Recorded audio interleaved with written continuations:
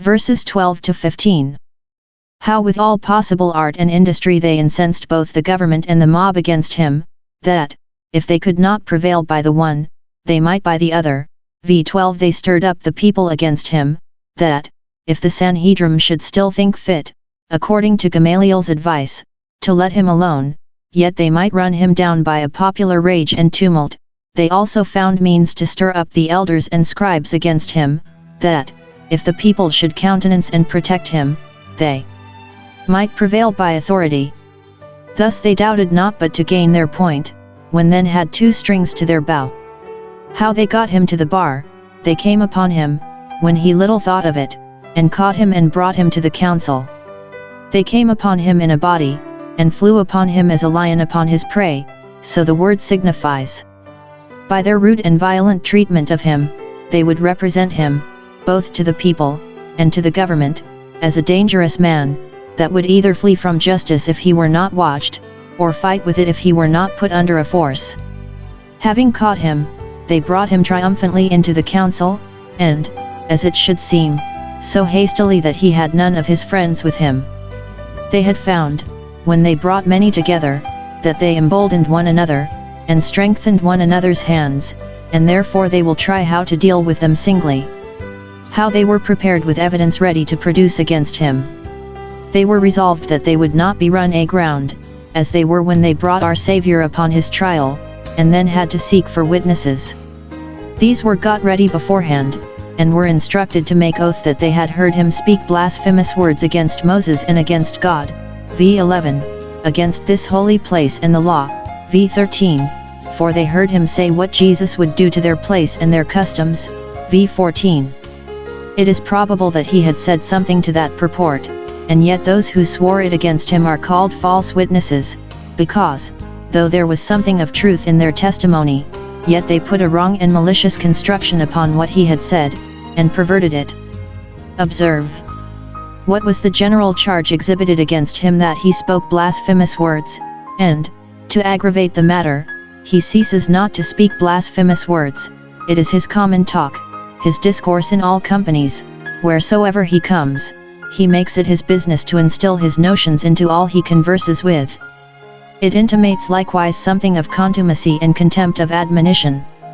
He has been warned against it, and yet ceases not to talk at this rate. Blasphemy is justly reckoned a heinous crime, to speak contemptibly and reproachfully of God our Maker, and therefore Stephen's persecutors would be thought to have a deep concern upon them for the honor of God's name, and to do this in a jealousy for that. As it was with the confessors and martyrs of the Old Testament, so it was with those of the New. Their brethren that hated them, and cast them out, said, "Let the Lord be glorified," and pretended they did him service in it. He is said to have spoken blasphemous words against Moses and against God. Thus far they were right, that those who blaspheme Moses, if they meant the writings of Moses, which were given by inspiration of God, blaspheme God himself. Those that speak reproachfully of the Scriptures, and ridicule them, reflect upon God himself, and do despite to him. His great intention is to magnify the law and make it honorable. Those therefore that vilify the law, and make it contemptible, blaspheme his name, for he has magnified his word above all his name. But did Stephen blaspheme Moses? By no means, he was far from it. Christ, and the preachers of his gospel, never said anything that looked like blaspheming Moses. They always quoted his writings with respect, appealed to them, and said no other things than what Moses said should come. Very unjustly therefore is Stephen indicted for blaspheming Moses. But let us see how this charge is supported and made out. Why, truly, when the thing was to be proved, all they can charge him with is that he hath spoken blasphemous words against this holy place and the law, and this must be deemed and taken as blasphemy against Moses and against God himself. Thus does the charge dwindle when it comes to the evidence. He is charged with blaspheming this holy place. Some understand this of the city of Jerusalem, which was the holy city, and which they had a mighty jealousy for. But it is rather meant of the temple, that holy house. Christ was condemned as a blasphemer for words which were thought to reflect upon the temple, which they seemed concerned for the honor of, even when they by their wickedness had profaned it. He is charged with blaspheming the law, of which they made their boast, and in which they put their trust, when through breaking the law they dishonored God. Rom 2:23. Well, but how can they make this out? Why, here the charge dwindles again, for all they can accuse him of is that they had themselves heard him say, but how it came in, or what explication he gave to if, they think not themselves bound to give account, that this Jesus of Nazareth, who was so much talked of, shall destroy this place, and change the customs which Moses delivered to us. He could not be charged with having said anything to the disparagement either of the temple or of the law. The priests had themselves profaned the temple, by making it not only a house of merchandise, but a den of thieves, yet they would be thought zealous for the honor of it, against one that had never said anything amiss of it, but had attended it more as a house of prayer, according to the true intention of it, than they had. Nor had he ever reproached the law as they had.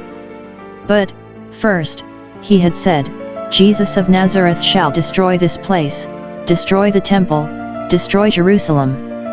It is probable that he might say so, and what blasphemy was it against the holy place to say that it should not be perpetual any more than Shiloh was, and that the just and holy God would not continue the privileges of his sanctuary to those that abused them? Had not the prophets given the same warning to their fathers of the destruction of that holy place by the Chaldeans? Nay, when the temple was first built, had not God himself given the same warning, this house, which is high, shall be an astonishment, 2 Chr 7:21. And is he a blasphemer, then, who tells them that Jesus of Nazareth, if they continue their opposition to him, will bring a just destruction upon their place and nation, and they may thank themselves?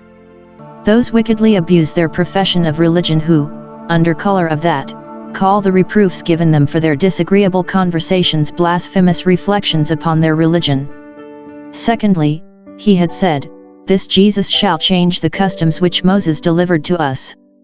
And it was expected that in the days of the Messiah they should be changed, and that the shadows should be done away when the substance was come, yet this was no essential change of the law, but the perfecting of it.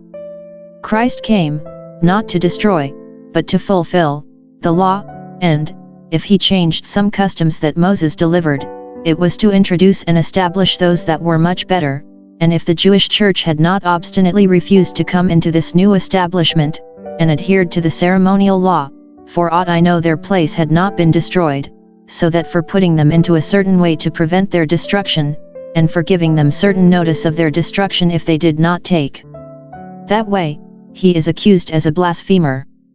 We are here told how God owned him when he was brought before the council, and made it to appear that he stood by him. v. All that sat in the council, the priests, scribes, and elders, looking steadfastly on him, being a stranger, and one they had not yet had before them, saw his face as it had been the face of an angel. It is usual for judges to observe the countenance of the prisoner, which sometimes is an indication either of guilt or innocence. Now Stephen appeared at the bar with the countenance as of an angel. Perhaps it intimates no more than that he had an extraordinarily pleasant, cheerful countenance, and there was not in it the least sign either of fear for himself or anger at his persecutors.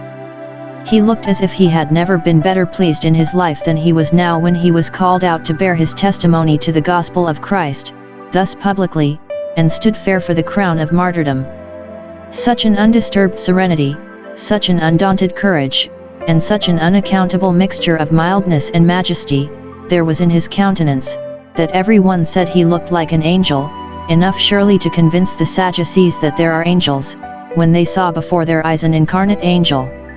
It should rather seem that there was a miraculous splendor and brightness upon his countenance, like that of our Saviour when he was transfigured, or, at least, that of Moses when he came down from the mount, God designing thereby to put honor upon his faithful witness and confusion upon his persecutors and judges, whose sin would be highly aggravated, and would be indeed a rebellion against the light, if, notwithstanding this, they proceeded against him. Whether he himself knew that the skin of his face shone or no we are not told, but all that sat in the council saw it, and probably took notice of it to one another, and an arrant shame it was that when they saw, and could not but see by it that he was owned of God, they did not call him from standing at the bar to sit in the chief seat upon the bench.